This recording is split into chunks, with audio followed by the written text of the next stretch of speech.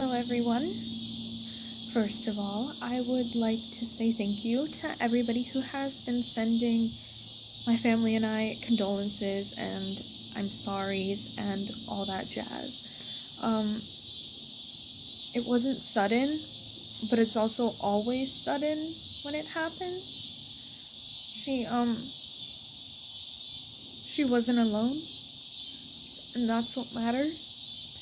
She was so scared of dying alone, and she didn't. I was there, my dad was there, and a really nice nurse was there as well. It was her request to be cremated, so that's what we're gonna do. We have 3 urns and 1 necklace.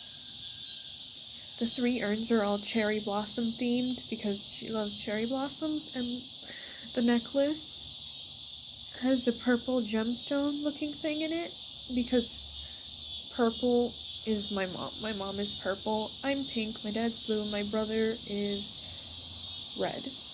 Because each person has their own color, because that's how my brain works. We couldn't do anything about the disease. For those who don't, or who haven't been made aware, my mom had ALS. So there's no cure, not at the moment. And usually after being diagnosed, the patient has less than 2 years left. She didn't even make it a year after her diagnosis, but she's so strong and she kept fighting. At the beginning of, mid to beginning of last week,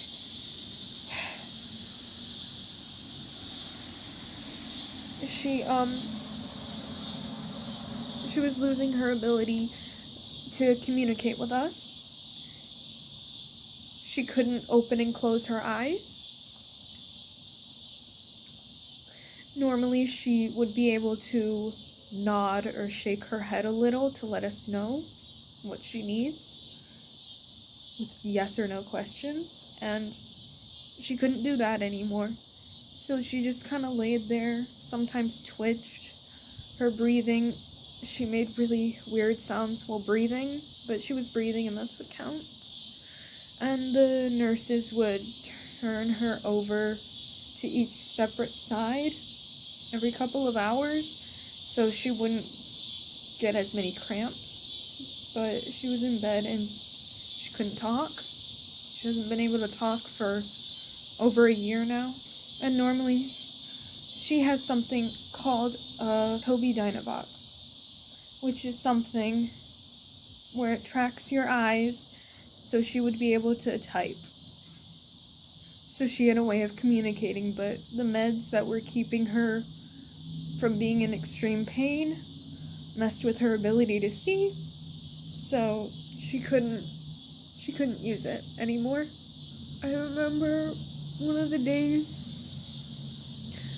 I went there and I talked to her and she had her eyes open, and I knew she could hear me. All the nurses said she could still hear, but it's hard to talk to somebody when they have their eyes closed. But she heard me, and I could feel her there. Yesterday, I was supposed to go to one of my jobs from 5 to 9, and I got ready, did laundry like a normal day. I was listening to songs that remind me of her. And I got Wendy's on the way to go visit my mom before work. So I got there and I sat down and I'm talking to my mom and I'm telling her, yeah, I'm wearing my Heelys, my shoes with wheels. That's probably what the click-clacking sounds are. And I sat down and I got all my food out and I was about to eat. My straw was broken, very inconvenient. And then my dad was sitting next to her and he was watching TV on his phone because she was just laying there with her eyes closed. Her eyes were barely open. And then all of a sudden I looked at her and she didn't make any of the weird breathing noises. So it was like, Dad, is she breathing? And he didn't respond. And I said it again and he still didn't respond. And then I went up to her to get closer because maybe she was breathing, but it was quiet. And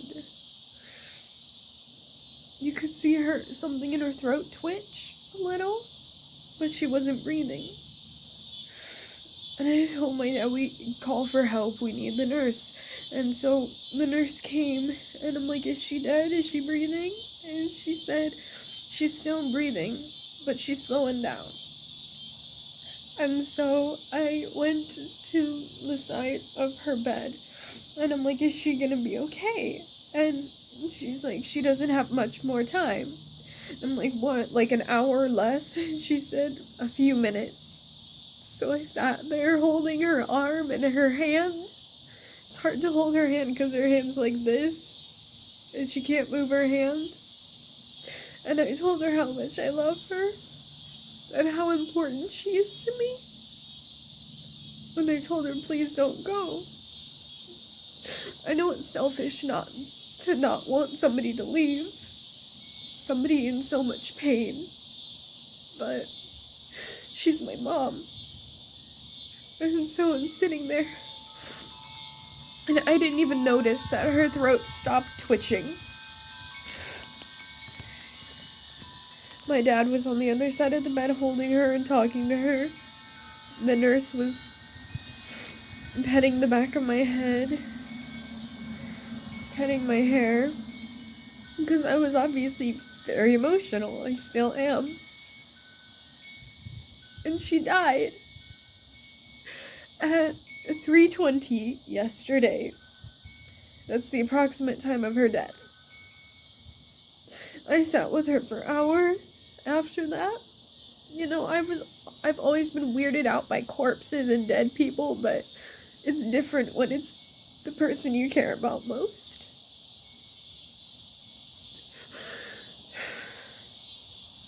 I sat with her and I talked to her, because even though she stopped breathing, her ability to hear is usually the last thing to go. So I kept telling her how much I love her over and over again so she would know. I hope she knew. But even if she knew, she didn't really know, you know? Because she'd have to take how much I love her, times that by 7 billion trillion thing, and then times that by 2, and that would be like a third of how much I actually care about her. She died with one of her eyes mostly closed and one of them partly open. And it was weird because that's just kind of how she lays most of the days, looking like that. And I didn't know what to do. And I got confused and scared because the disease killed her, and there's nothing you can do, because it made her heart stop working and her lungs stop working. There's nothing we could have done, and she has one of those things, I think it's called DNR, do not resuscitate, because even if we were to do CPR or anything, it wouldn't have worked because of the ALS. So I sat with my mom and I sang to her, and my dad started talking to the nurse about calling a funeral home and everything like that, and it just like happened so fast. Like I knew she was dying for years. I knew something was wrong. I knew it wasn't much time, but nobody listened, and then all of a sudden she got the diagnosis, and then everybody was like, yeah, she's dying. And my dad didn't like me saying that because he's like, no, she isn't dying. But she was, and I knew it. And then everything started happening so fast. My family's like trying to deal with everything. But I just don't know what to do anymore. They're talking about funerals and redoing the house and maybe moving out and selling things and getting rid of things, and it just happened yesterday. It hasn't even been 24 hours, and they're already making all these plans. And I'm just a mess, and it feels wrong because Mom wouldn't like us going through her stuff. She didn't like it. She wouldn't have liked it. So today, we brought the urns to the funeral home, and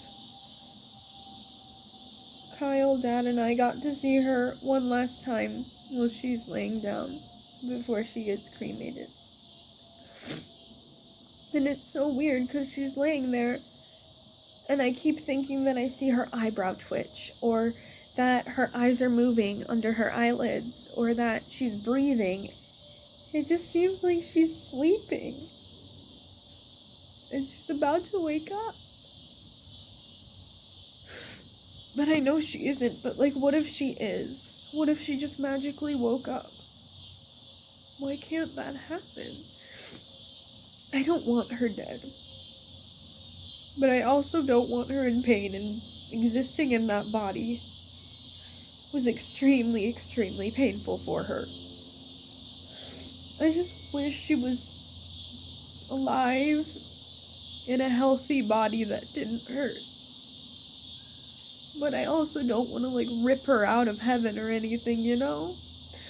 I don't know if heaven's real, but I hope to God it is, because I don't want her to be gone. I just want my mom. So I'm gonna make some posters and find a headshot and stuff and decorate her guest book for her a little, so we can be ready for the service. Today, she had redness around her eyes, and her hands are crisscrossed on her chest like they do in the movies and stuff. I don't know what to do next, because my whole purpose in life is to take care of my mom. I went to college near my house so I could be close to my mom and help take care of her. And now that she's gone, all of a sudden, I'm allowed to leave?